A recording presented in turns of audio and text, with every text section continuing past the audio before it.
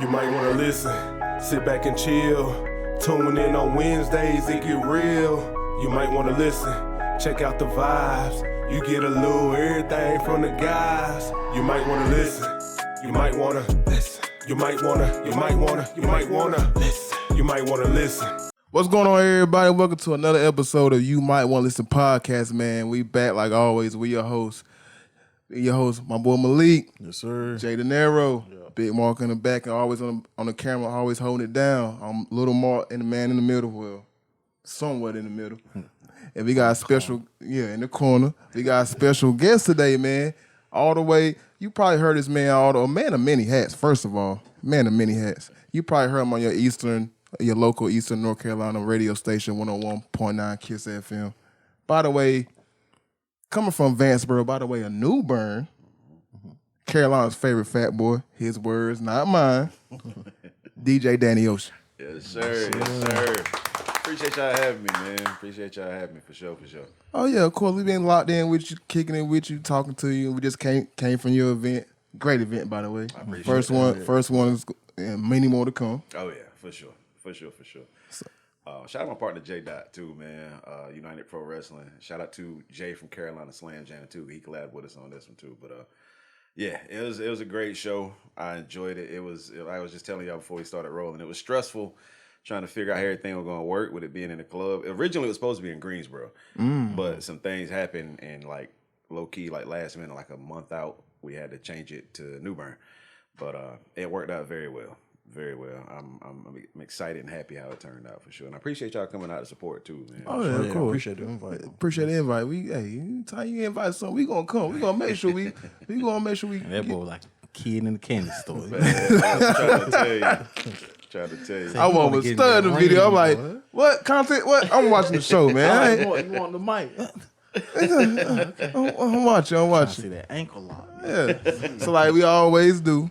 Before we start the show, we gotta take a good shot. Oh, let's get it, man. Cheers. You got one day? Okay. You might want to listen. Doing this 2 days in a row. I swear. Sunday is my day to sober up usually before I go back to work. Lord, don't let my grandma find out. Resurrection Day. We don't fucking take shots. I have to resurrect my liver soon. Yeah, it's all right. So, Dan, if you don't mind, you want to tell us about your life growing up. How was it growing up for you?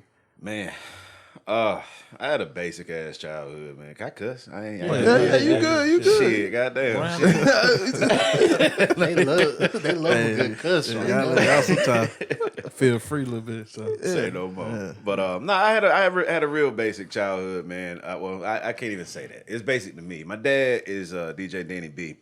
He been DJing since well before I was born. You know what I'm saying? He's in his 70s now and still DJing. Like he been DJing since he was a teenager to now. And he had me in the club since I was 14 DJing, and I'm still going now too. You know what I'm saying? But I was literally in and out of clubs since I was like 7 or 8 years old, bro. Okay. And I hate to put my parents on the spot like this, but CPS can't do nothing to them now. Statute of limitations, I guess. But I never get a situation. They left me in the club one night. My mom usually takes up the money at the door while my dad DJs and everything, but they didn't have a babysitter, so they took me to the club. And they left. And the club owner is like, yo, we got your son. So they had to come back and get me. They said I snuck off. It was a little arcade machine with Mario on in the back, and I was in there playing it, and they forgot about me. So they left. So, yeah, that was my childhood. When they say he was in the club since he was 7. Dead ass, no joke. 7. Started DJing at 14. I've been doing it ever since. Absolutely. And the crazy thing is, like, when I got into DJing, it was never about the money for me. Like, when I realized you could get paid for it, I'm like, oh, shit, okay. Seeing my dad, like, this is the way I looked at it as a kid. You know, people work all week, people have a stressful week, whatever. They go to the club for a couple hours on the weekend, and my dad is playing music. These people smiling, having fun, dad's having a good time. And I'm like, my dad is the reason these people are having a good time. I wanted to do that. That's pretty much why I got into it. But yeah, then the money came.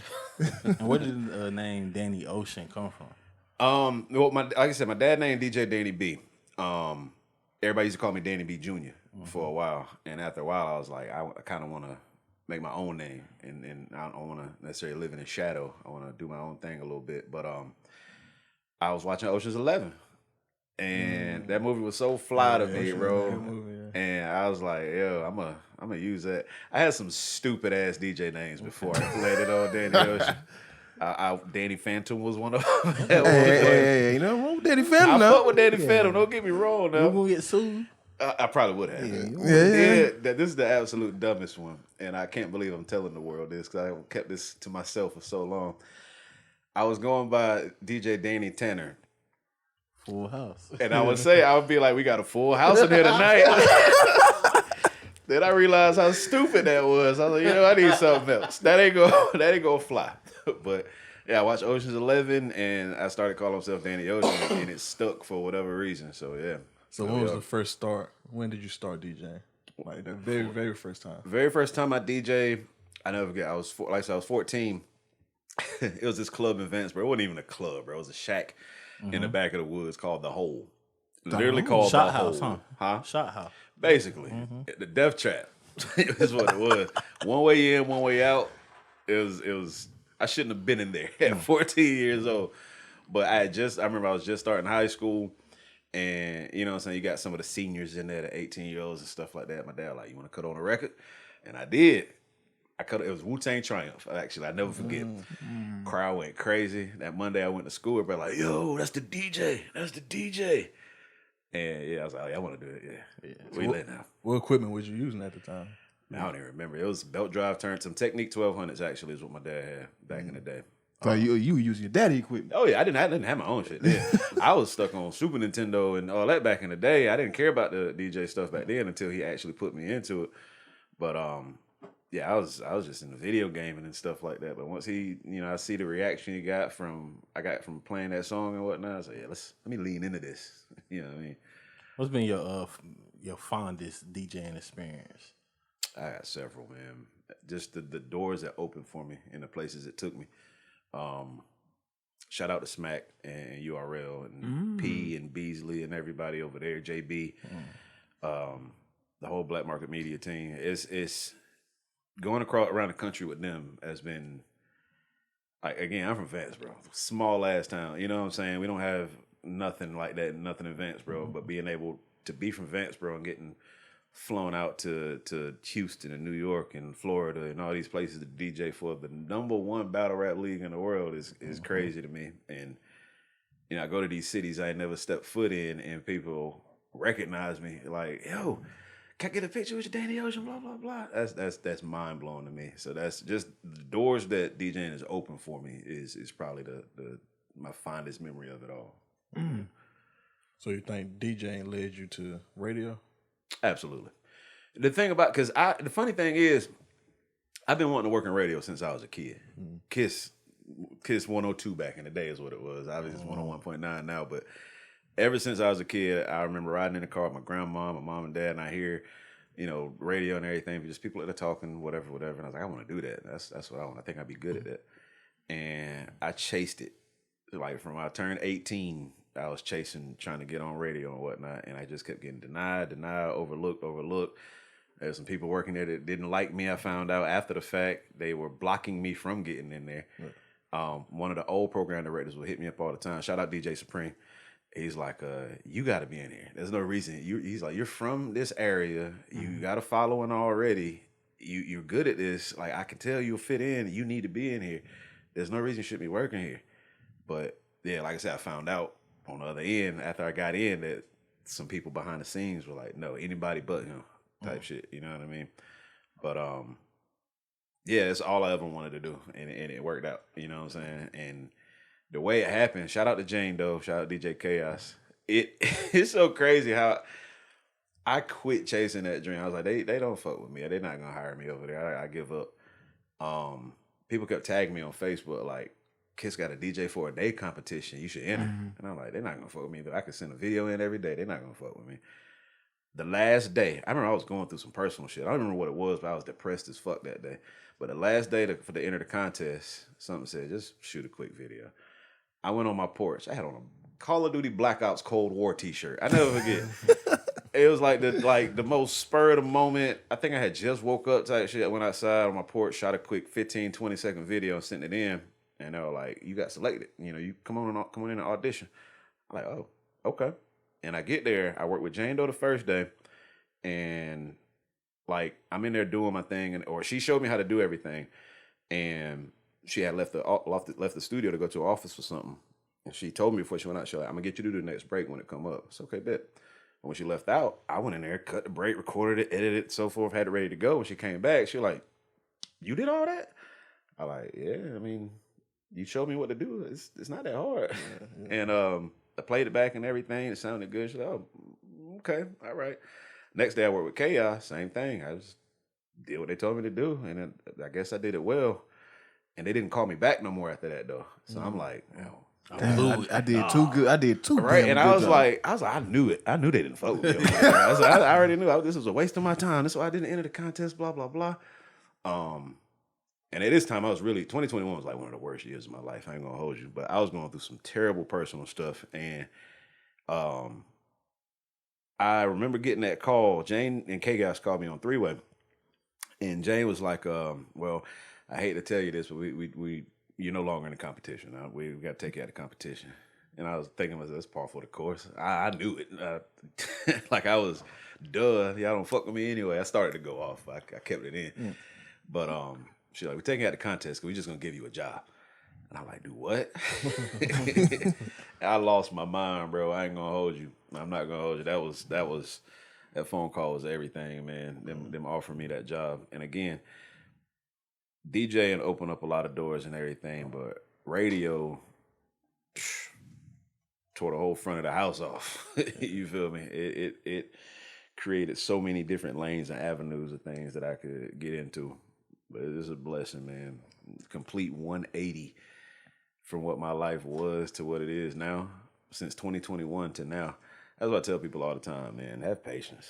Like, shit don't take off overnight. Shit don't happen when you want it to. Shit happen when you're ready for it. Right. You know what I'm saying? But yeah, it's a blessing, man. What was a young Danny Ocean music taste like? What was your... back then I was a Wu-Tang. I was in Wu-Tang. You let me tell it. I was the goddamn 10th member of the Wu-Tang clan back then. But I was heavy on Mobb Deep, Wu-Tang, you know what I'm saying? The New York gritty, grimy rap, Nori, shit like that.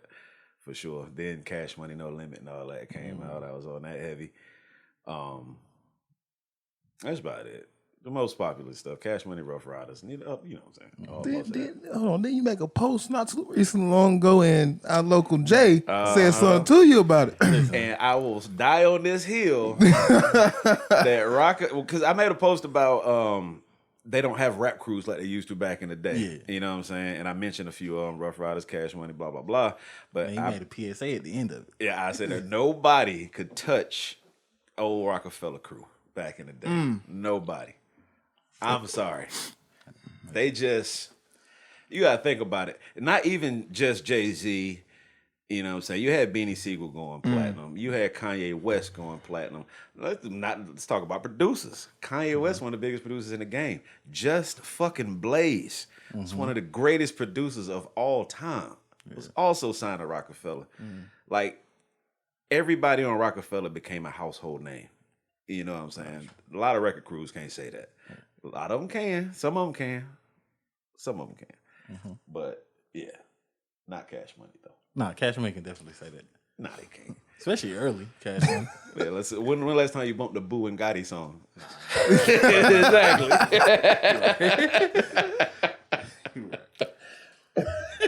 Fucking Boo and Gotti. I want to touch back on what you said earlier about somebody blocking you. We have a little bit younger generation. We got different generations watching this, and one of the younger generation. What kept you going, even though you know people was blocking you, being negative towards you, or whatnot? What kept you grinding to keep doing what you're doing?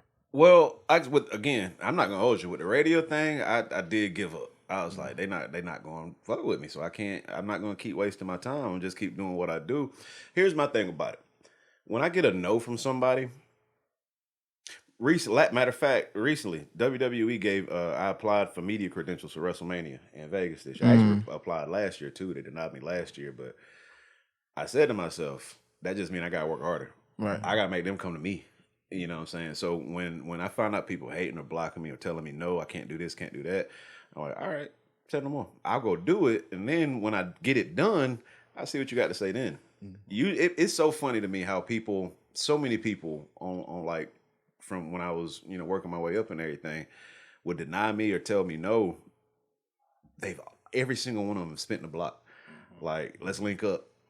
No, I'm good. Like I tried to link with you before, and you told me no. Now it's going to cost you. You know what I'm saying? Yeah.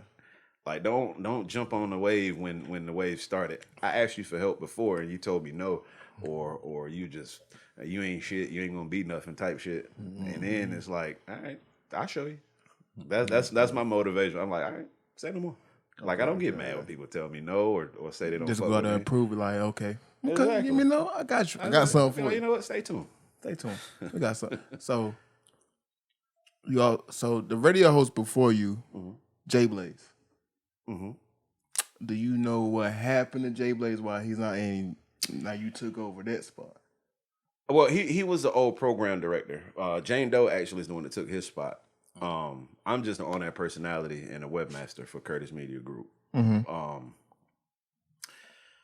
I've heard things about what happened with Jay Blaze. I don't want to put that out there because it's his personal business. Right. I've heard some wild stuff. I'm not gonna lie to you, but I can't. I don't want to put his stuff out there. No, You know what I mean? Allegedly. Allegedly. Wild stuff. Allegedly.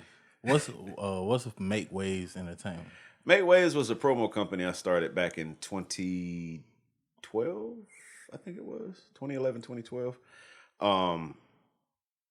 It was kind of a situation where it's like, all right, I'm out here networking, I'm meeting a lot of people, and I'm kind of getting game from I had a lot of very successful people mentor me throughout my entire career of everything I've been doing. You know what I'm saying? And I was like, all right, let me put it to use. Let me link up with some of the people, the artists and whatnot that I think are super dope out here, and try to help build them up. You know what I'm saying? And I did it. I did great. I helped quite a few artists kind of launch their careers and do their thing and whatnot. And yeah, that was my whole plan. But honestly, I'd still be doing it to this day. I still do Make Waves, still have it. It's still a LLC and all that. But my focus switched to me. You know what I'm saying? I was putting all my focus on helping build other people's careers and help them out and everything. I was like, you know what? Why don't I do that for me and see what happens? And yeah, it's been working. It's been working. Now, how does the local talent get your attention? Yeah. I honestly, sometimes I'll just go online and, you see artists posting stuff every day. I'll randomly just click a link and see what's up. Or if I see somebody say they make music, I just go to YouTube and check them out or see what they work, see what they got going on. It ain't even, I'm sure you heard the phrase before, 90% business, 10% talent. Right. You know what I'm saying? And it's more like the music, in my opinion, the music has to be good, first and foremost. If it's not good music, I don't want to hear it anyway. Yeah. But my thing is, when I go online and see an artist, especially the artists that I know they're fire, this pisses me off. This is a big pet peeve of mine, honestly. If I see an artist that makes fire music, right? But then I go to their social media and all they do is share memes or talk about their baby mama or baby daddy all day and not actually promote their music. That pisses me the hell off. It's like, you're so talented. Why are you not pushing this out to the world? Why are you sharing future music every day and not your own? You know what I'm saying? Like, another thing that pisses me off, I tell people all the time, they ask, how can I get my music on the radio? How you play my song? Send it to me. That's literally it. I don't charge. I've never charged no. For one, it is super illegal to charge for radio play. You know what I'm saying? And I've never even charged for club play. If the song is dope, I'm gonna play it. Yeah. I might not play it. In the middle of the nightclub, packed, everybody lit. I can't drop it right then because I got to keep the crowd going. They don't know that song is gonna kind of throw off the vibe. You know what I'm saying? If the song is fire, I'll blend it with like a new something like that Friend Do, that Belly Gang is like one of the hottest records in the club right now. If you got a dope song that matches that tempo, matches that vibe, I'll gladly drop it in the middle of the night to check it out, check the temperature of the club, how people react to it. But like I said, it doesn't cost a single penny to support somebody you really fuck with. Yeah. You know what I'm saying? And share it. if you got a platform, help get them out there. You know, I just look at people that are trying to do something for themselves. Like I said, people say, I'm the hottest out. I'm the hottest out. But I go look at their social media, and like I said, I don't see one song, one piece of cover art. Or they make cover art on their phone and with goddamn Microsoft Paint or some shit. Like, if you don't take yourself serious, why am I gonna take you serious? Why is anybody gonna take you serious? That's how I look at it. You know what I'm saying? But yeah, when I see people doing that thing for themselves, I be like, okay, what can I do to help?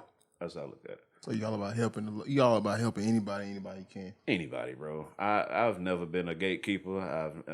I feel like if God put me in a position to help people, I'm supposed to help people. Right. You Right. know? Danny, you talking about you was a gamer now? What kind of Oh, games? man, What kind of games we got going on here? I bet right now, because like I said, Yeah, he tapped into what we got. What we got going on? I don't get to play as much as I used to. Busy man, of But course. right now, pretty much all I do is lock in on Call of Duty. I'm a big Call of Duty guy. No Battlefield. The new Battlefield is good, bro. I got The new it. Battlefield is alright. Come on. It's alright. That red sec was cool at first, but Call of Duty mechanics is just top tier to me. It always has been. No fighting games, none of that.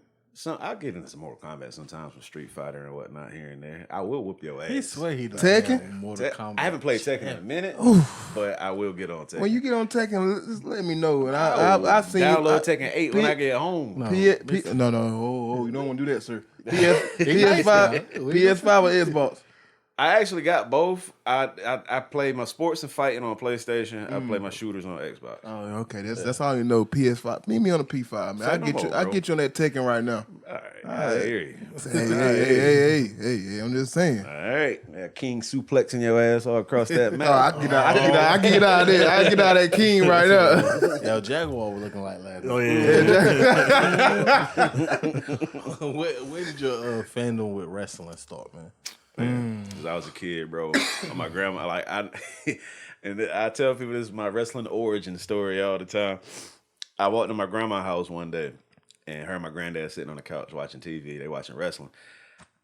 I didn't know what it was. You know what I'm saying? I was like, these people fighting. And I saw The Undertaker. They tombstone the dude, put the dude in a body bag. And I'm like, yo, he just killed that man on TV. And they cheering him. I was like, what is this? So I just started every week, every Saturday morning. It was, I think it was Main Event coming on every Saturday morning. But I'll go over their house and sit down and watch it with them every Saturday. And got hooked ever since. There was a period where I kind of fell off on it for a while, but I'll cut it on the background every day regardless, but I wouldn't pay attention to it back then, but now I'm been locked in on it. It got in that little stale moment for very stale. I mean, very stale. At that point, I know what mommy talking about, because that moment WWE was the only promotion, major promotion. Once WCW started building up and starting to make that Monday Night Wars and all that, it got lit. But then WWE only promotion, then stalemate, same thing all the time. Then you got AEW came up. Oh yeah, that changed the game. That's what's making WWE step it up again now. Which lately, I don't want to talk too bad about it because I want media passes. We want media passes too. We right there with you. Who is your GOAT? My GOAT? Between WCW, WWF, TNA. Oh, it's always gonna be WWF. I'm saying like the wrestlers in general. wrestling. Okay. Shawn Michaels. Shawn Michaels. The greatest. I give you my top 5 actually, because I always make people run their top 5 when I do my wrestling Oh, yeah, podcast. go ahead. Do your top 5. Top 5. Ooh. Shawn Michaels, The Undertaker, Stone Cold, The Rock, Razor Ramon. Razor Ramon. It's always been I my like that top 5. I like About that. your top 5 currently. Top 5 currently. Will Ospreay, Yes. for sure. Well, he retired, but AJ Styles is still always one of my favorites. AJ is a dog. So he's retired. I can't even say AJ because he's retired. So Will Ospreay for sure. Kenny Omega is one of them ones. I've been saying this since he debuted on NXT not NXT main event, NXT Level Up, and then he won the breakout tournament. Oba Femi is going to be a fucking star. And you're seeing that right now. Fuck a dog. Ever since, like when he first debuted, I said, oh. And plus, he only like 25. I said, oh, he's going to be a star for years to come. Oba, Swerve is doing his thing right now too. Shout out my dog Swerve. And I like him because he's kind of an asshole and he's super violent in the ring. Gabe Kidd. Gabe, I know. Yeah. I fuck with Gabe Kid. I like Gabe Kidd, man. Sure. I'm surprised you ain't mentioned MJF. He in the ring. I've never cared for MJF. He's great. Don't get me wrong, but he's just kind of Stone Cold to Rock, punches and kicks, finishers. You know what I'm saying? But his promos, MJF got God tier. What? God tier. And I was hoping he was going to go to WWE so I can see him do promos. You know, with honestly, and this is going to sound stupid because he's kind of a gatekeeper in WWE now. But the Miz, I wanted to see Miz and MJF kind of go back and forth. Miz is great. Miz is great on the mic. Incredible on the mic. One of the best Intercontinental champions of all time. They can say what they want to say about it. But Miz is one of the wrestlers. Like, if you get him the belt, he gonna run with it anytime. Miz gonna make shit work every time. Dirty. Just like Chelsea Green. I give respect to Chelsea Green too. Chelsea Green. And that's why I appreciate people like Chelsea Green because she know, like, for one, it is scripted. It is I mean, you know what I'm saying? So it's like, who cares if you win or lose? You know what I'm saying? And she's like, if I gotta lose every night, I'll lose, but I'm gonna make sure the people are entertained. You know, so I'm gonna give these people their money's worth. So that's why people reacted the way they did when she won that U.S. championship. She deserved it. She did. She absolutely did. Go ahead. You can go ahead. When we gonna ever see Danny Ocean in the ring? Cause like I said at the event of that, I want to get put through a table. You can I'll sign an NDA, whatever you need me to do. Man. Funny thing is, we did an event. Our first wrestling event when I first linked with UPW was last year in New Bern. It was called Ready or Not last May. Shout out everybody came out to that too, man. It was a sold out event. I was blown away by that, to be honest with you. But the original plan was for me to get attacked at the end, just to get this, just get the content. You know what I'm saying? Because me being a radio guy and one of the voices or faces of Eastern North Carolina, whatever people call it. Put it in quotes. No, that's what they call it. Put it in quotes. You said it yourself. You Carolina's favorite fat boy. Come on now. It's just, I don't know, that shit feel bad, conceited or something. I don't know, but yeah, I was like, I think it'll create some good content and get a buzz going if I get attacked or something. If I get put into something, but we had a time limit. Basically, we had to get out of the gym, so we ended up cutting that whole segment. But when you do get in the ring, you're gonna be heel, face. I want to be a heel so you. bad. Thank you. Because I'm a nice guy. Like I'm a nice guy, man. I'm a good guy. I'm very supportive. I help people out. All this and that. I want to be the opposite for a while. Yeah. I want to be the asshole and cuss at children and shit. I want to do all that. So The basically, kids was ready to beat me up last night. yeah. So you basically saying you ready for Cody to turn heel also? Cody, it need to be. it needs to be soon. Man, he tried I'm it. so sick of face Cody. I liked in AEW when Cody was like Homelander. Like he's That's why he getting named. Why you look like that? Y'all said that before. He ain't nothing but Homelander, He really bro. is. Coldlander, what they want to call him. But And that's what he is. AEW is like he was a heel, but he didn't realize he was a heel. He's like, why don't everybody like me? You should love me. I'm Cody Rhodes. Bro, fuck you. His best heel was when he was with New Japan. Oh yeah, When he was I riding agree with the that. Bullet Club. Absolutely. Another question I have to ask you. Where do you rank Bullet Club in the history of the stables of wrestling history? Top 3. Top 3. Okay. NWO, DX, Bullet Club. NWOD as a Bullet Club? In my opinion, yes, absolutely. Over the Four Horsemen? Absolutely. Absolutely. Bullet Club changed it. Bullet Club changed the game. It changed pop culture for a minute. People don't even know what the fuck wrestling is wearing Bullet Club merch. You know what I'm saying? Right.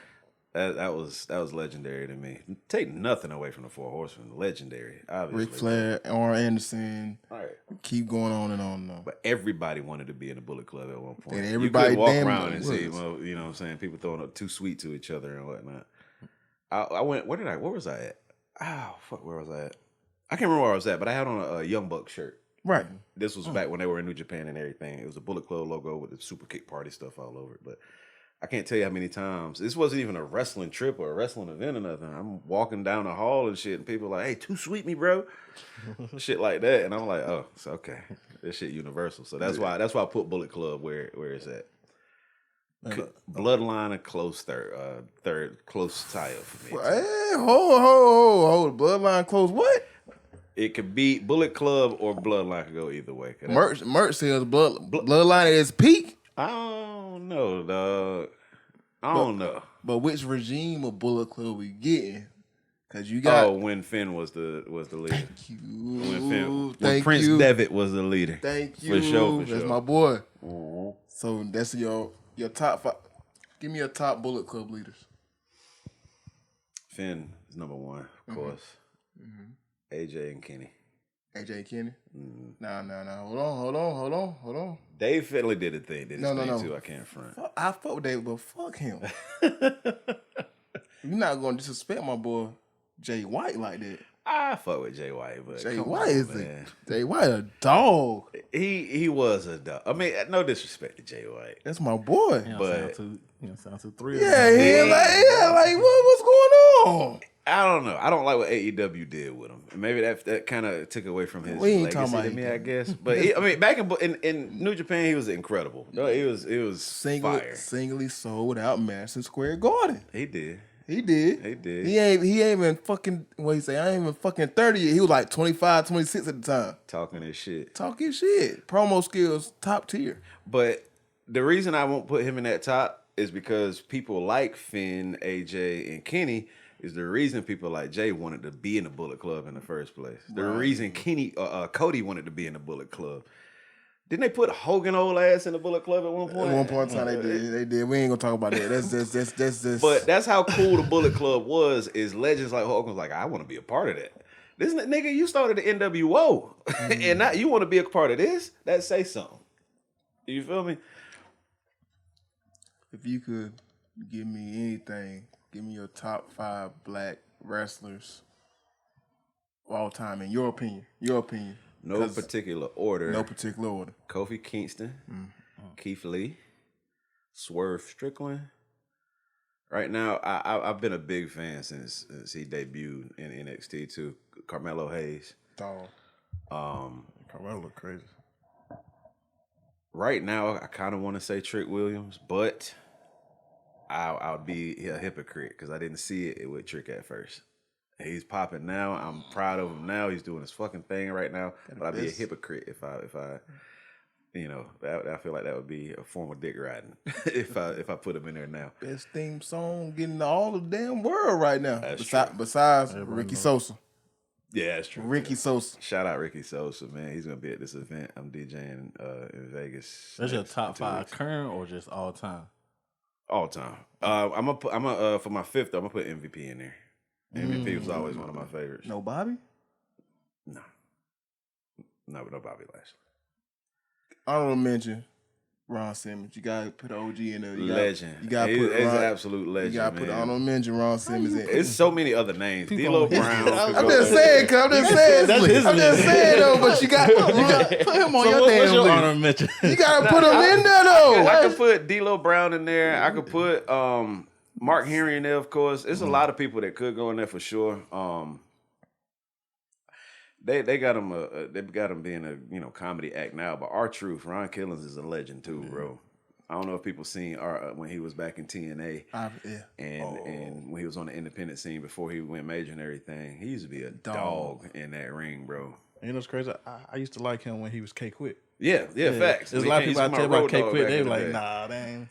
He was, man, in that ring, he could go. Yeah. And to be in his 50s and still moving like he do now is impressive. For real. Shout out my dog Truth. North Carolina's very own. Absolutely. North Carolina's very own. Absolutely. You forgetting one name. How you telling me? I'm just saying. I'm just naming out names, and I want to see what the bag is like. We gonna forget the Elijah, the Pope. The Pope? The Pope. I was Elijah Burke, the not Pope. much of a Pope fan. I loved him in TNA. He had great promos, so we'll give him I that. loved him in TNA. I can't. You know what? I hate that I left Booker T off my list too. Respect. Like 5 Book times. is just such a legend too, man. Such a fucking legend. And what he doing as a commentator now? Oh, funny. I was This so shit pissed is off when they crazy. put that talking about he was the top 5 worst commentary of the year, some shit like that. It pissed me off so bad because Book makes NXT every week for me. Especially when they come out. Stephanie Van Kier. He, in my opinion, he put Stephanie over with the He put Trick over. Like, oh yeah, man. That Joe Hendry. That whole entrance. The Joe Hendry. Yeah, the Joe Hendry shit. The shit with Lola Vice now. Oh yeah. He puts over so many people with his commentary alone. Like his commentary will make you interested in what that person got going on. And I feel like that's what's helping build people's careers. And not to mention what he's doing in reality of wrestling in Houston right now, building the next generation of superstars. Shout out Zilla, man. That's I matter took of fact, the fourth rope chant. I took a picture with him when I went to DreamCon last year. Okay, nice. I took a picture with him. I was like, yo, this guy, he like that. I ran into him. I talked to him. I had a DJ. Shout out Takeover Battle League. They had a battle, Daylight versus Rum Nitty battle in Houston, and Zilla from Houston. And I hit him up like, yo, pull up to the event. You know what I'm saying? But Book had an event, a 2-day event that weekend, so he couldn't make it. But I talked to him then trying to get him out, come out to the battle rap event. But then I ran into him at Wale Mania in Vegas like the next week. You know what I'm saying? Shot up with him for a quick second, nothing too crazy, but he is another person. Once he get all his shit cleared up, legal stuff cleared up and whatnot, when he gets to WWE, he's gonna be a star, just like Jacob. Jacob a dog. We said all these names about these black wrestlers, but honorable mention, but we forgot one in particular, the gold standard, Shelton Benjamin. He still hold one of the best matches me with Shawn Michaels. Shelton Benjamin has to be. I thought he'd died. With that sweet chin, When he got kicked like that. When they come to black wrestlers, all these kids you now can't fake look that. up. They say You know Shelton what? Benjamin. Shelton Benjamin. I'll say this: Shelton Benjamin was an absolute dog in that ring.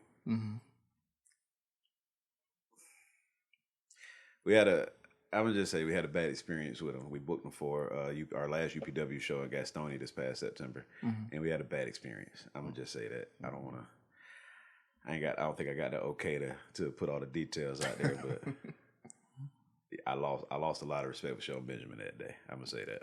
I'm gonna leave it at that. That's why you left him off the list. Absolutely. Hey, I'm not gonna take away from anything he did because he's incredible in that ring at his age now. He looks incredible still. Does his thing in AEW, but yeah.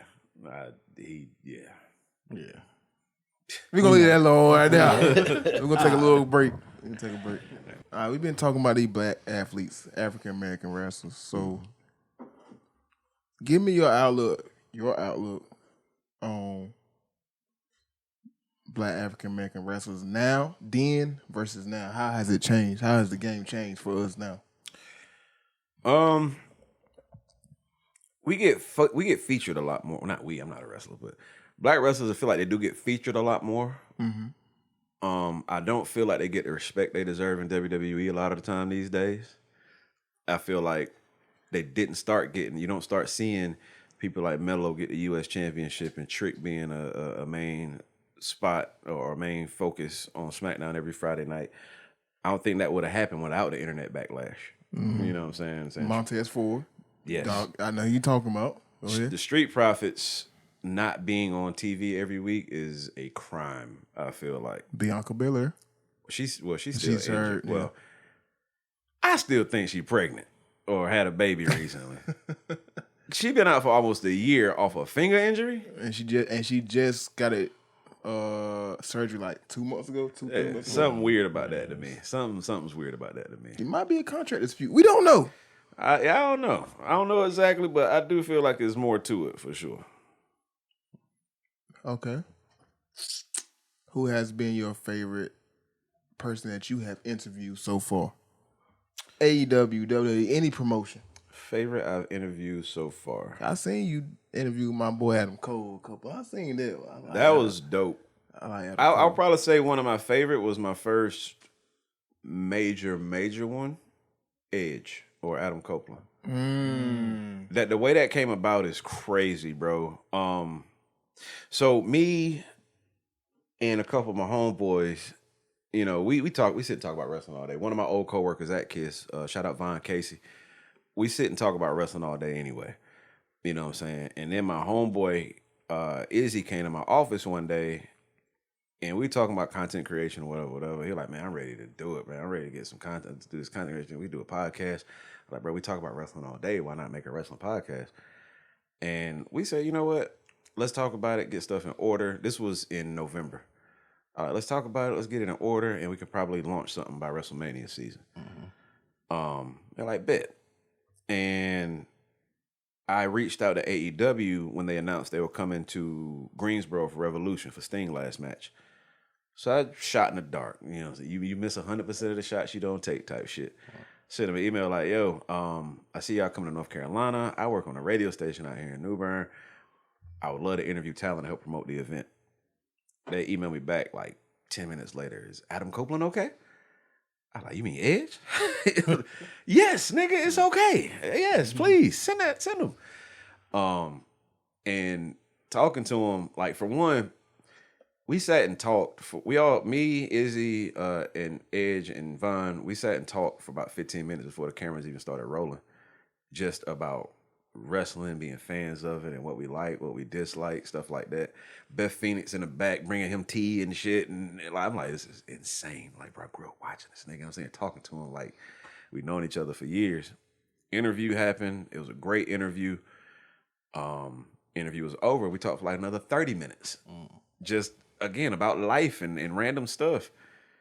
And I was like, yo, the fact that we grew up watching this dude and we just sitting here talking to him casually, see he's like a regular ass person, that changed everything for me, to be honest with you. And I started kind of just chasing more. But like I said, we're gonna start our podcast in April, WrestleMania season. We got that interview early December. I was like, bro, we gotta launch this shit now. Like, this is a hell of a first episode of our podcast. It's an interview with a fucking legend. You know what I'm saying? So let's go ahead and launch it. And the way everything started happening, I was like, all right, we got to build our podcast. 3NT Wrestling Podcast is the name of it, by the way. You know what? We've never told anybody what 3NT stands for. I don't want to That was hear gonna it. be my next Three question. niggas talking. Exactly. Told y'all good one. That was Exactly. told you. We said, always like, we ain't got no name for it. Like, we sitting there for brainstorming on the phone for like an hour, bro. We need a name. And I was like, man, we just three niggas talking wrestling. And I was like, what do you think about 3NT? And I saw the logo with the old TNT logo, just with a 3 in it. I was like, yo, I think that might be the one. Yeah. And I was like, when we get a certain amount of likes or shares, then we can drop the name. But we never did. We just never got around to it. We had so many iterations. Like, we had a couple people. We had Izzy left the show. Vine ended up moving to Raleigh. He left the show. So right now it's just me and my boy Malik and my boy John Escudero from Dirt Sheet Radio. Shout out Johnny Dirt Sheet. Dirt Sheet Radio is like 170,000 Facebook fans. He's one of the most popular wrestling media sites on social media right now. But yeah, it's the way everything happened again. Like, after we did the interview with Edge, I don't know if y'all know who Mega Ran is. Mega Ran is he's a rapper, he's a gamer, wrestling fan, comic guy. Matter of fact, he does the new theme music. He did quite a few different wrestlers' theme songs and whatnot. But he had an event in Tampa when they did the Royal Rumble on their last in 2024. It's called Battle Rumble. It was like a concert / battle rap event. Wale Mania Little Brother is what he called it. And I was like, you know, it'd be a great opportunity to network with 3NT. We just started this podcast. We should go talk to these people and meet people to get our name out there. And I ended up going by myself. And life changing, man. I can't hold you. Hung out with Leo Rush, AJ Francis, MXM, met Justin Dillon from the Wrestling Classic, another one of the biggest wrestling content creators out there right now. Jobber Tears pod. It was so many different wrestling podcasts and media. And again, I'm out there shaking hands. I got on a 3NT shirt. Couple people, hey, you interviewed Edge a couple weeks ago, didn't you? And I'm like, this is crazy. Like, I watch your interviews every day. I watch your shit to try to make my shit better, and you compliment me on my shit. It's crazy to me. So I was like, we might have something here. And so yeah, when I got back, I was like, full speed ahead. We gotta do this shit. We gotta make this shit work. And just going online and seeing the people reacting to our stuff and some of the people sharing our stuff and It's like, okay, so we might be good at this. We might have something here for real, fellas. And it's just been going up ever since. The wrestling, like 3T again, something else has opened so many doors. You know what I mean? WWE invited me to, well, first off, AEW invited me out to that Revolution in Greensboro for Sting last match. I got to see that live. Then I got to go backstage for the post-show press conference. And I got to ask Will Ospreay a question. Darby Allin came. That's that night he jumped through that glass and shit. I saw off that. the ladder. Yeah, that boy crazy. I don't know how he was walking. Like his whole entire body was covered in cuts, scratches, bruises. The nigga had a hole in his side, and he walking around backstage like everything fine, bro. I was like, nigga, are you good, bro? So I mean, you even though your other podcast members back out or anything, you going to jump on and going regardless. Even they back out. Somebody got to represent the brand. Exactly, and that's how I look at it. I was like, I be like, I don't like going on these things alone because I don't like people thinking that 3T is just me. Right. You know what I'm saying? I'm like, this ain't mine. Like it's just as much as y'all. But if I go places and they only see me, they only gonna associate it with me. So I need y'all there with me just as much. You know what I'm saying? Like for some odd reason, people pay attention to what I do. You know what I'm saying? So I was like, they know me. They like, I want y'all to be. I don't want to be here and y'all here. I need y'all here with me. You know what I mean? But I get it. You can't make it. You can't make it. But I'm be out here representing the brand either way. And I always still shout out the homies when I'm doing stuff. I make sure I'm still mentioning their names and all that. But going to these, and this is something that P from URL told me too, actually in the very beginning. The more you show up and these people see your face, the more you become family and become part of this all. You know what I'm saying? It was the same thing with the wrestling thing. They start seeing me at this event. They see me backstage at this event. They see me at this event. They're like, oh, this guy must be somebody. You know what I'm saying? And yeah, that's how most of my friendships in the networking started. Just showing up, shaking hands, introducing yourself. That's it. That's all it takes. Last year, I went to Philly. Shout out my man Kaz, Kazim Famuide. He used to be a writer for WWE. Now, have y'all heard of Wale Mania? Y'all know what Wale Mania is? I never heard of Wale Mania. I ain't gonna hold you. All right, so Wale Mania was doing this event to kick off WrestleMania week every year, where it's basically just a big ass party.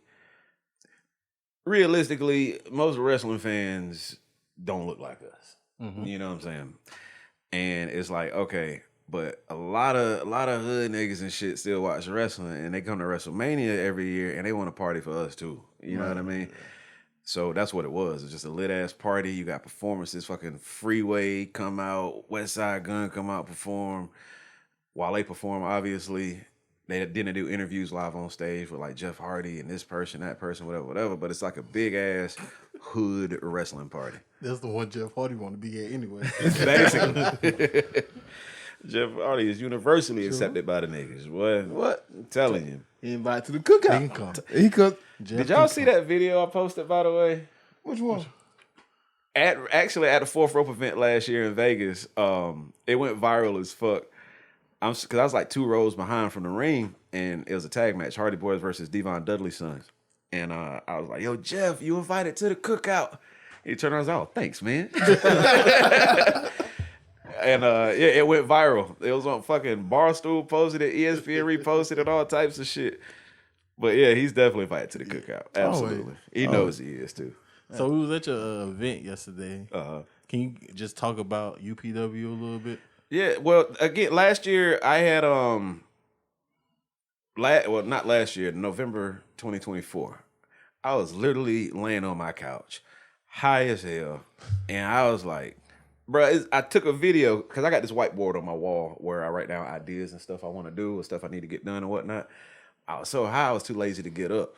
So I recorded a video on my phone. I was like, bring a wrestling event to New Bern in 2025. I just recorded that video. And just as a memory that I needed something I need to go back and look at. Anyway, couple months later, I reached out to, shout out J Dot. I reached out to UPW. He was like, hey, what would it take to bring a wrestling event out here to New Bern? He's like, just find a venue. And I found one. And yeah, we started putting together and everything. I said, we packed it out. And he was like, what you think about working with us full time? Yes, brother, absolutely. And yeah, and so I've been working as head of talent relations, in which Jay pretty much is the one that's still he's the owner, operator. He oversees everything. He has the final say in everything. But I'll reach out to some talent and like, hey, this is who we are. This is what we do. We love to, what are your rates, so on and so forth, and networking basically, helping build a brand is what I do pretty much. But I also help come up with the storylines and the finishes for matches and behind the scenes stuff like that, which is the fun part for me. That was my favorite. Like, the wrestling is dope. Don't get me wrong. I love great in ring action, but also the storyline is what keep you coming back. See, you know what I'm saying? I told you. That's why you should have had me put through a table. It would have been so much. Just put. He get in the ring, hit his fan. Oh, he got a fan. I'll sign an NDA, bro. We got some. I had some ideas, some ideas for some future stuff. We'll talk about. Yeah, let's talk about it. We got it. The event yesterday, it was at the stadium. Mm-hmm. Where did that building come about? Well, how did it come about? No, excuse me. Again, shout out my partner J. Dot. It used to be a club called the Star Gallery, is what it used to be called. But the guy that ran it was like, he wants out. He's tired of the club business, whatever. He can't keep doing it. And I reached out to Jay, and I was like, "Yo, Jay, so dude is about to get rid of that building. I'll link y'all together if y'all want to have a conversation. I don't know what's gonna come of it. Y'all can figure it out though." About a week later. Shout out Eric, the dude that used to run the Star Gallery. He called me and said, "Hey, I just want to let you know I appreciate you for linking me up with your partners. We came up with a deal. Everybody happy about it." And I was like, "Oh, that's awesome." Mind you, I ain't had nothing to do with it still at this point because they came up with a deal. I ain't I just made the connection. And so then Jay calls me and was like, Clint, you are general manager now, so handle that. So Jay owns the stadium and UPW. He is the official owner of both. Yep. And you become the general manager and head of talent. It's a right place, right time thing. Like in faith is what it comes down to for me. Like everything, like I said, we talked about earlier. Everything gonna happen when you want it to happen. It happen when it's supposed to happen. You pray for certain things to happen and you hope certain things happen, but you don't expect it to a lot of the time. You know what I'm saying? But it kind of becomes a stay down till you come up situation. If you really want it to happen, if you really want it, it'll happen. Just have faith that it will happen, but it will happen. We know that you're the man of many hats. And sitting here talking, many more hats. 101.9. 3 and T. UPW. UPW stadium manager. And of course, we all know Danny Ocean. When I ain't gonna say your real last name, 'cause I don't know. When do that Danny have time to himself? And how do you manage your time from? Man, I'll be honest with you. That Danny pretty much only comes out when I have time to play Call of Duty. That's like my free time. Like my free time, I'll jump on Call of Duty to relieve stress type shit. You know what I mean? When I'm laying at the house, not with my phone not going crazy and me not having to do nothing, that's when I'm just Danny. Yeah. You know what I'm saying? Here's the thing. Here's the crazy thing, because nobody believes this either. I am not a people person at all. I am not a people person. I don't like small talk. I don't like meaningless conversation. It's like, state your business. like, what do you want? Let me know what you want so we can get to the bottom of it and stop wasting time here. But I'm not a people person. I had to learn how to kind of flip a switch. You know what I'm saying? To be a public figure and all that. It's tough a lot of the time, to be honest with you, because my social battery runs out so quick. So quick. See, I understand it because I'm the same way. Boy. Yeah, I'm the That's when we left alone sometimes. A lot of the time. You're right, but with you wearing all these hats, it's like it's part of the job. Yeah, it's part and of the that's job. how I look at it now. So I have to be like, all right, you got to be Danny Ocean today. You got to, you got to smile on and shake hands, kiss babies, and all this and that. It's tough sometimes. People don't realize. I'm an honest person. I'm a direct person. I used to deal with depression really bad. You know what I'm saying? Up until, see, phone always going off. Up until fairly recent, like within the last couple of years, I kind of therapy and stuff like that kind of helped me out. But people don't understand how tough it is being depressed but still having to come out and be Danny Ocean, be a public figure and smile and act like everything okay. That shit ain't easy. You feel me? But again, like I said, I had to remind myself this is part of the job. This is literally part of the job. If I want to advance in what I do, I gotta put that face on and be that person. Now, I'm glad you brought up therapy. Change the subject a little bit. We're gonna go back to therapy. How important was therapy for you? And what made you get into it? I understand what made you get into it. What made you Continue it. Most people stop.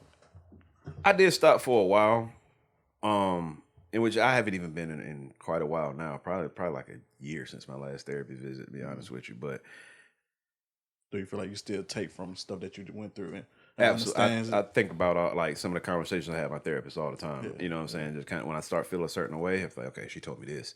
This is how I deal with that. So I take the lessons with me. I haven't had no it hasn't been a situation where I got a new understanding. Yeah, like it hadn't been a situation where I haven't felt anything different than I've talked about with her already.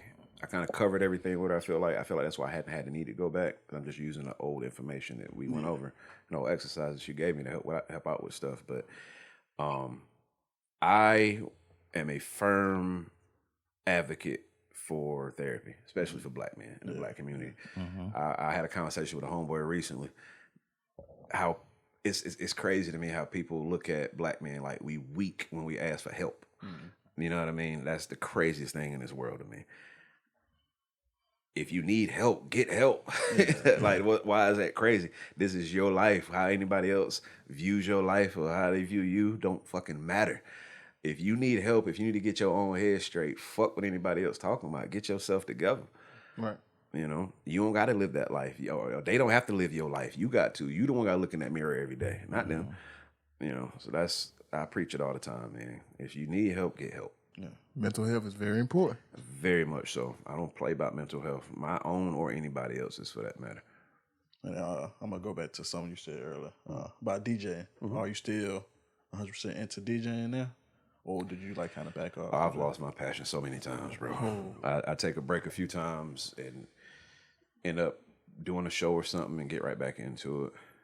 It's just because I've been doing it for so long. You know what I'm saying? You get kind of jaded to certain things.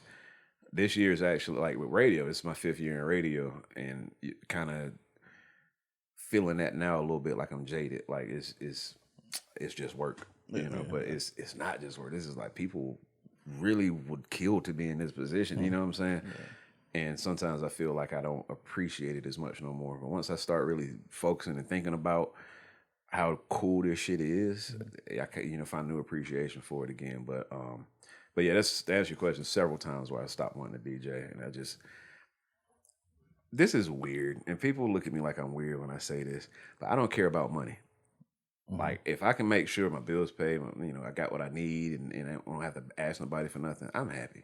Yeah, make sure my daughter got what she need, I'm happy. So I don't care that if a gig could be offered me $2,000 to a show or whatever. If I don't want to do it, I'm not going to do it. Mm-hmm. My happiness is more of a priority than money to me, and my peace. If this person's offered me $2,000 to DJ in a fucking trap house where I got to dodge bullets and shit, you keep your money, brother. I'm good. I don't need it. I'm fine.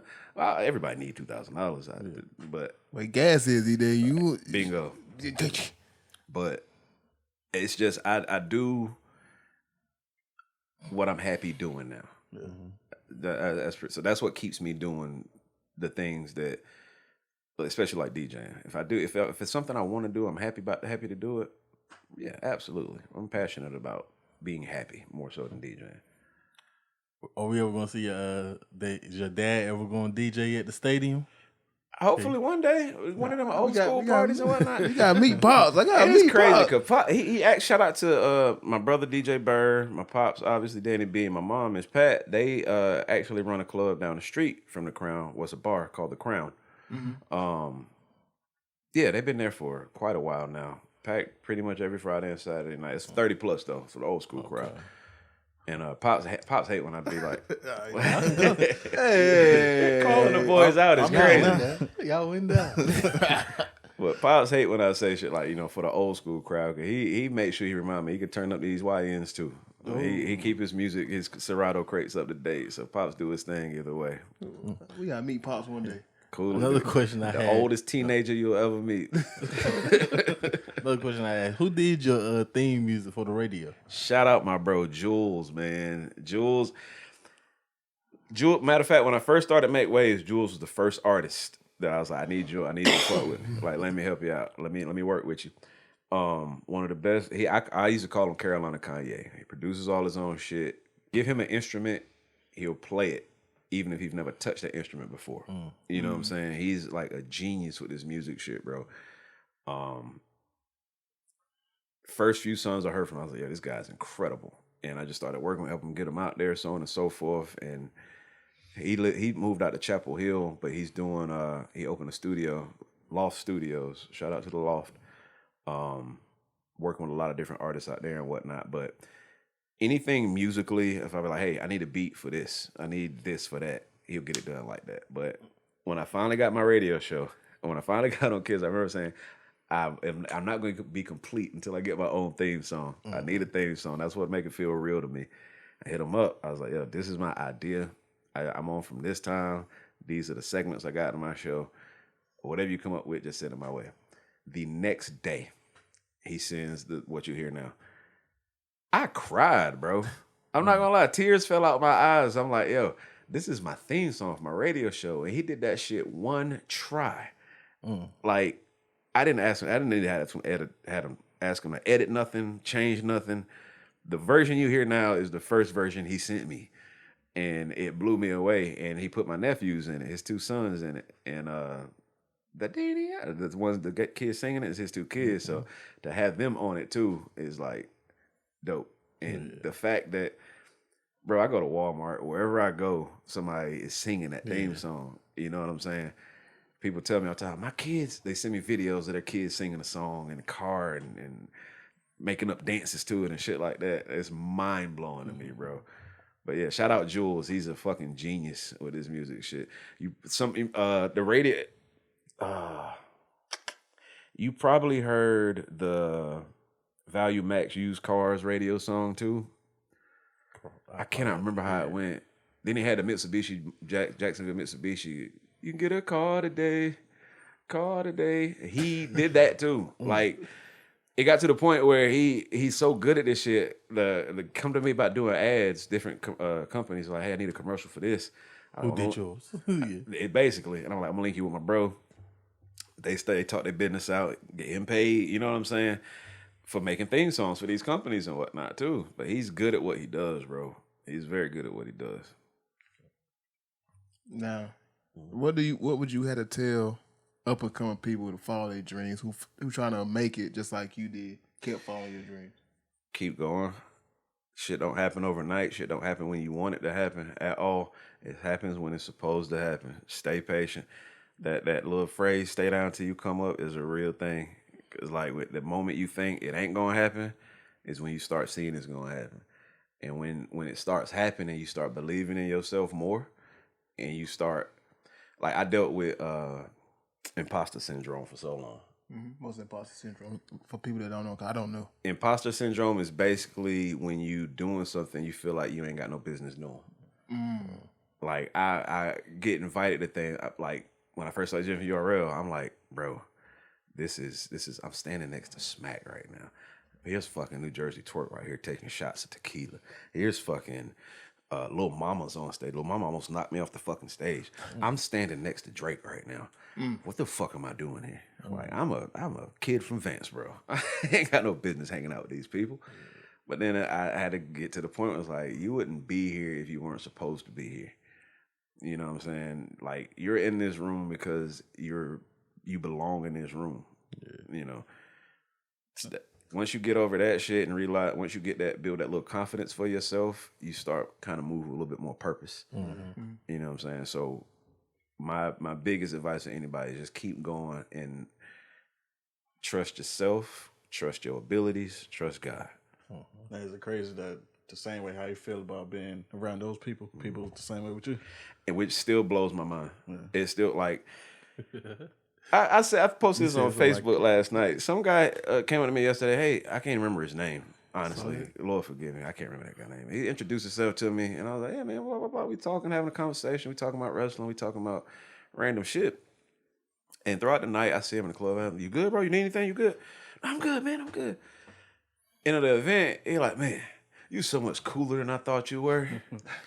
All right, man. You just say I'm an asshole. I look like an asshole. But yeah, I mean, people think I'm like the most regular guy, bro. Like I don't. Jules, matter of fact, Jules all the time be like, "Bro, you a celebrity. You know that?" No, I don't. Like, even when I was working at GameStop before I got in the radio and everything, people would tell me shit like that because of the URL stuff and the concerts and shows I would do and whatnot. I was like, you cannot sit here and call me a celebrity when I just asked you if you want to renew your fucking rewards card. You got a point. You know what I'm saying? I don't feel like no celebrity. But even still with the radio, like I go home to fucking wash my own dishes and cook my own dinner and all this. I don't feel like no celebrity. I'm a regular fucking guy. And honestly, once you start hanging around more celebrities and whatnot, you realize how regular these people are. They just have millions of fucking dollars, which I do not, by the way. Let me publicly put that out there. I am poor. But no, the more you, like I said, the more you hang around these people, you realize they are regular fucking people, and that's why I don't feel no different, to be honest with you. We all go through shit. We all deal with the same type of issues that everybody else deal with. Nobody's better than anybody else, especially not because of no social status or because of no money, financial status or whatever. They gotta put their pants on just like you do. Exactly. They're gonna have to answer to God the same way everybody else gotta answer to him too. Right. You know, that's how I always look at it. Like, cause you this or that don't make you no better than the next person. I was always taught treat everybody with respect, from the CEO of the company to the janitors. You know what I'm saying? And that's just how it's always been. So I can't look at myself like I'm better than nobody else. Right. You know? I do want to say I appreciate the invite from yesterday. You know, I had a good time. I'm glad y'all did, man. There's no problem, man. Everybody I appreciate that showed a y'all. lot of love yesterday. So. Even Jay showed us love. Even Yeah, Jay and Malik, even Jay and Mark over there who don't wrestling, they enjoy themselves. That's good. That's the type of shit I like to hear, man. Simple compliments like that make shit feel worth it for me. Yeah. I know the bottom line has to be met. People got to get paid out and whatnot. I don't care about that though. If people tell me I had a good time, I can't wait for the next one. I want to hear that more than you made this much. Yeah. You know what I'm saying? That's what means most to me. Same thing with the stadium, not just wrestling shit, the club in general. If y'all see me during club hours when the club is open, we got a packed night. Well, y'all see me bouncing around, walking around all day yesterday anyway, but that's me during the club night too. I'm going to every VIP. I'm not even VIP sections. I go to everybody I walk past. Hey, you good? You need anything? You straight? I appreciate you coming out. Because I do. Like, you worked all week to make this money, and you decided to come here and give me some of it. So I appreciate the fuck out of you. Yeah. You know, I'm going to show you I appreciate you. Before we do anything, shout out to social. Let everybody know wrestling and the club events coming up soon. I know they ready to hear this. Oh, yeah, we got a lot of events coming. Man, we've been talking for another 2 hours. The next few things.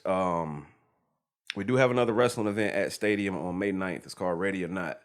We got former WWE star Chris Masters coming. We got Hoka, the Hybrid King, coming. He's like one of the next up and coming guys. He's big on the independent scene right now. He's one of the main stars in Booker T's reality wrestling right now too.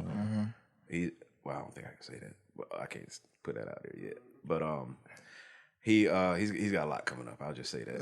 Right. Who else? We got Sahara the Seventh. She's this woman she's from Florida. She's been training with AEW, working with them from time to time and whatnot. We got a dope lineup on that one. So that's May 9th. At Stadium, we got I'm not a fan of the line dancing and the stepping stuff, to be honest with you. But they have a good time. You don't want to put no hole in that floor. You talking about you need boots on the ground. You need to get in touch with our boy on Hunt Dog for Reckless Riders. Yeah. That's our homeboy. Shout out to Reckless. They are hosting this stepping event we got Saturday out there. Which Saturday? Cause now we gotta go. Cause Hunt Dog gonna be there. We got Hunt Dog. Come on, man. Yeah, Reckless is gonna be there. Shout out to Reckless. Shout out to Heavy Motion Steppers. Shout out to Tar Heel Steppers, 252 Steppers. We got a bunch of teams on the lineup. But that's this coming Saturday. I'm gonna have to learn me a dance or two. Gotta get some boots too. I got to, man. Some boots too. I have to. I'm gonna have to. Janice Hart. There it is. That's what I've been waiting for. Say it. April 18th. Listen, What, bro? Freaking sad. listen, bro. I love that Malik woman. got my head down and shit. I love that woman so much, bro. And my partner, shout out J Dot. He got a relationship with her. They, talk every now and then, and he's been working to bring her to some events anyway. But he was like, yeah, we're gonna bring her to the club, just don't know when yet. And he hits me up. He's like, oh, we've confirmed the date with Janice. It's April 18th. April 18th. That day. I need him. Hey, what we doing that day, fellas? Oh, matter of fact, shout out to G Wood too. This is G Wood is a collabing on this event with us too at Stadium. She bringing the bed out? She's bringing the bed. God damn it, bear. She actually asked him to make sure that they have cucumbers there too. What she gonna do with them? I don't know. You have to pull up and find out. What is she gonna be doing with a bed, cucumbers, and baby oil? Who knows? Who knows? Who knows? Find out on the next Johnson and Johnson. Oh man! You would have been in the edit documents. When he hits me up and tells me that she's there on April 18th, literally the day before, I get a call about DJing in Vegas WrestleMania weekend for an event. Shout out Mall Mania. So I was like, bro, you can't change that date. Like we can't. She's like, it's the only available weekend she got right now. She could do. So yeah, I was hurt. I was fucking hurt. So you gonna be going? You gonna be going to your WrestleMania, bro? This woman's gonna be at my club in my you hometown, not even gonna be there. and I'm not even gonna be there. Mark gonna go for you. Please FaceTime. Like FaceTime. I done told him to tell her to FaceTime me or something. I need all the content. I'm gonna be watching the security cameras from my phone. Everything. He could like watching WrestleMania. Man, listen, I need all that, man. I love that woman. I really do. I love her too. Janice, baby. Baby.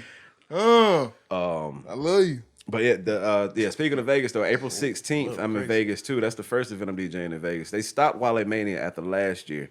It was the last one. I don't know. I heard rumors about why it stopped. I'm not for sure, so I'm not even going to speculate on it. But there's another event called Wrestle Lit. This is the inaugural one here. It's the first one since Wale Mania is gone. Needed something to fill the void. Shout out my man Joey Cash. He hit me up. I saw the logo pop up on Instagram one day and they followed me. I'm like, what is Wrestle Lit? Hit me up. He's like, hey, I'm gonna be in contact with you soon. Okay, cool. And he started promoting what it is, what's going on with it, who's gonna be there, so on and so forth. And he wanted me to come out just to help interview some talent. You know what I'm saying? And help, push the Wrestle Lit event. But then he found out I DJ and he saw some of my content online and everything. Like, oh, yeah, bro, I need you to DJ. Like, you can't be the headlining DJ because we got a headlining DJ, but will you be the opening DJ? I was like, nigga, I'm from Vance, bro. You want me to DJ in Vegas? I will be there. Right. If you want me to DJ for 12 minutes, goddamn, I'll DJ for 12 minutes. But the headlining DJ is Trapaholics, actually. Which we all grew up on. Exactly. We all grew up on that shit. So that blew my mind to like, yo, I'm opening for Trapaholics, bro. In Vegas at that is crazy. And then the guest list, Devon Dudley, The Godfather, Matt Riddle, Ridiculous. Leo Rush, AJ Francis, Chris Bay.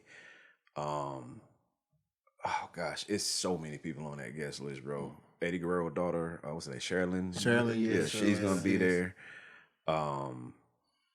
It's so many fucking people, bro. It's gonna be a good time. It really we want you to go to have a good time. Oh yeah, for sure. And give us time, and hopefully we will be right there with you the next event like that. WrestleMania weekend. We hope we speaking into existence. I will tell this to all anybody that's thinking about being a wrestling content creator or getting in that field, a content creator in general. If you go I told myself from Philly, when I went to Philly for WrestleMania, and I was actually supposed to DJ Wale Mania in Philly. Wires got crossed somewhere, but still it was a good networking experience for me. But when I went to Philly, I said, every year I'm going to make WrestleMania my personal vacation, my personal gift to myself. Like whatever city they're in, I'm going to go and just hang out, whatever. So last year when I went to Vegas, I was like, I'm gonna network while I'm out here and just kind of go to these little side events, shake hands, tell people who I am, what I do, whatever. And I did that. And once I started networking, now I'm getting calls to come back and do this and that and yada yada. Will you interview this person? Will you do this? Will you do that? Networking is all it's about, bro. There was one event called a Super Kickback. Shout out to Andreas Hell from ESPN. It was a black wrestling content creator networking event. And when you go in there, when I went in there and I see so many people like us, you know, it ain't the black guys that listen to, you know, Papa Roach all day with the swooped hair, emo niggas and shit like that. It ain't them that, you know what I'm saying, it's niggas like us in there excited about wrestling, talking about who they think gonna win between this person and that person. And there's people in there with 10 followers on their podcast. There's people in there with millions of followers on their podcast. And they're all just talking, networking. Hey, let's link up. We should collab on this. Let's do this. Getting content together, helping other people build their brand up. Stuff like that I feel like is necessary in our community anyway. But again, if you're a wrestling content creator, go to wherever WrestleMania is at that year. You don't have to go to WrestleMania. Just go there. To be transparent with you, the events outside of WWE events are more lit anyway. Right. The Fourth Ropes, the GCWs, the Ashe Wrestling. Shout out Ashe Wrestling, by the way. All that stuff was so much more fun than the actual WWE stuff. Yeah. You know what I'm saying? Get a lot of you get to be up close and personal. Right. Like that. Shout out to Malcolm Muscle. Also, I got in contact with him not too recently. Okay. Trying to get him to come on the podcast also. That's what's up. Hell yeah. He real big time going around doing interviews with wrestlers and back behind the scenes. But that's what it comes down to is the networking. Networking, getting your face out there, getting your brand out there. And it ain't cheap.